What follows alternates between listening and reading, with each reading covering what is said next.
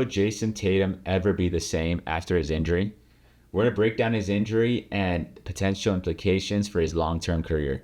My name is Dr. Marco Lopez, doctor of physical therapy and certified strength and conditioning specialist, and co-founder of the Basketball Doctors.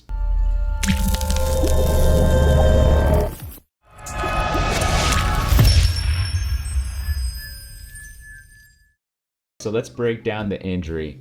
So it happened during the game, and then you can see as he's going to reach for the ball, he steps back and then he pushes off, and that's when he falls to the ground. And it's grabbing his right leg and he can't put weight on it. So whenever we see an athlete step all the way back in a quick reaction and push off, and then they just fall to the ground, we always think Achilles. And it was confirmed an Achilles tendon tear. So whenever these injuries happen, they usually happen when the leg is very outstretched behind you and you're doing a quick step. So you potentially don't have a pre-contracted muscle and you're doing a quick contraction position. That might lead to that tendon tear. But usually over time, a lot of athletes have some Achilles tendinopathy, some tendon issues already in the past that leads to that tendon tear. But now that we know that it was an Achilles tendon tear, we're gonna break down how they found out if it was an Achilles tendon tear. So how do you actually know if you tore your Achilles tendon or not? So one of the clinical tests that they do for athletes is we'll have the athlete lay down on his stomach, and then we'll squeeze his calf muscle. When we squeeze the calf muscle, the foot should move.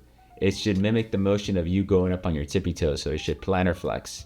Because you're squeezing the muscle, which is going to pull on the Achilles tendon, which is going to pull on your foot.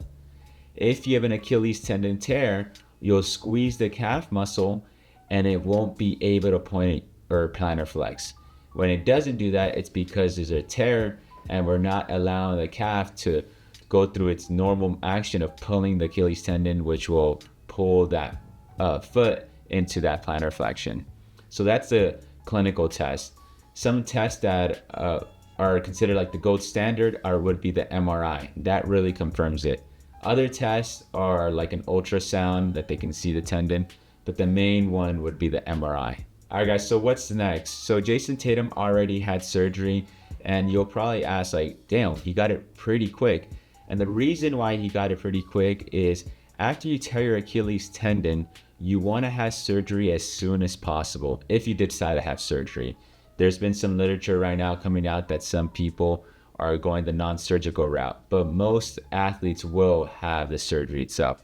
So when you have the surgery, it's not like the ACL, which is a ligament that we want to reconstruct the ligament, so you need to get a new ligament to replace that ACL. It's different because it's a tendon. You're not going to replace the tendon. What you're going to do is you're going to suture up the tendon, so you're going to repair it. So with that, you want to have the surgery as soon as possible, because if you don't, the tendon's going to retract further and further, which is going to be harder for the surgeon to do the tendon repair. Because when you do the surgery itself, you want to make sure that tendon is in its optimal position, because you don't want the tendon to be too tight, because if it's too tight, it's going to limit your ankle mobility and then potentially increase your risk for a tear.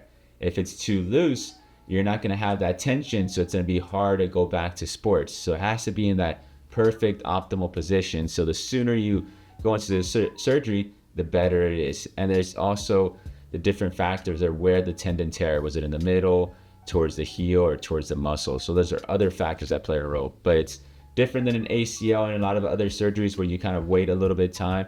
These you want to get in as soon as possible. What's next after surgery? What are the immediate goals for the rehab? So every surgeon has his protocol specific for their tendon repair. But most of the time, the big goal is you want to protect the integrity of the tendon and let it heal. So you're probably either going to be in a cast or in a boot. And if you're in a boot, you're going to have some heel lifts. That way you protect the tendon there, so you're not overstretching the tendon.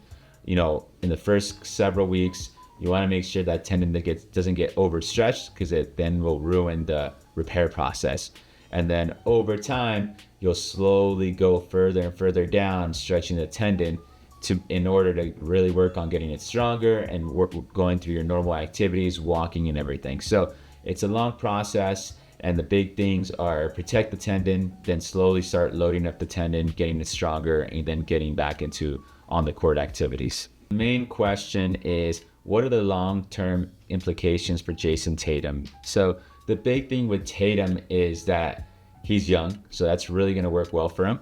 And the other thing is that it happened towards the end of the season, and if the staff is really looking at this more long term, he's going to be out all of the next year. So that's going to give him a little bit more time to recover because he's going to miss next year and won't have to start playing until that following year in September, October-ish, getting back into full NBA games. So when it comes to that, that's going to give him a long time to recover because these tendon injuries, they need, I would say, at least 9 to 12 months. It's very similar to the ACL because the tendon has to get really strong, especially for basketball where there's a lot of reactive loading you're pushing off. So you're really using that Achilles tendon the entire time. The good thing is there has been players that successfully returned. Look at Kevin Durant, similar playing style to Jayson Tatum. There has been some unsuccessful returns, but there's a lot of factors: the position you play, also the age. Tatum has everything going for him, and also as long as he takes his time and maybe adapts his game, because early on when you get back from this injury, you might not be the same, but then you slowly start building your confidence, trusting your Achilles, and then you really pick up your form. Same thing as Kevin Durant.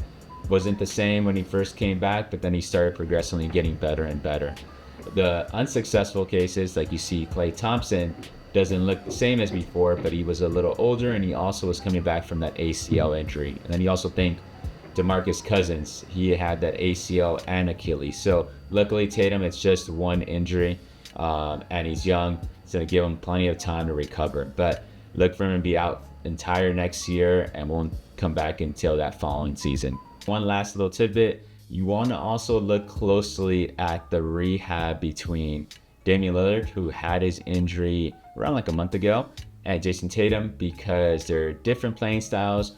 One is a little bit past his prime and Jayson Tatum's on his prime, so you're going to see the recovery be a little different. It'll be interesting to see how they play when they come back.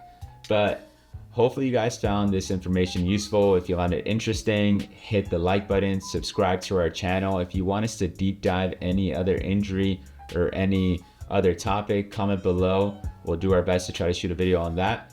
Share this with friends and family. We are the Basketball Doctors. Let's ball for life.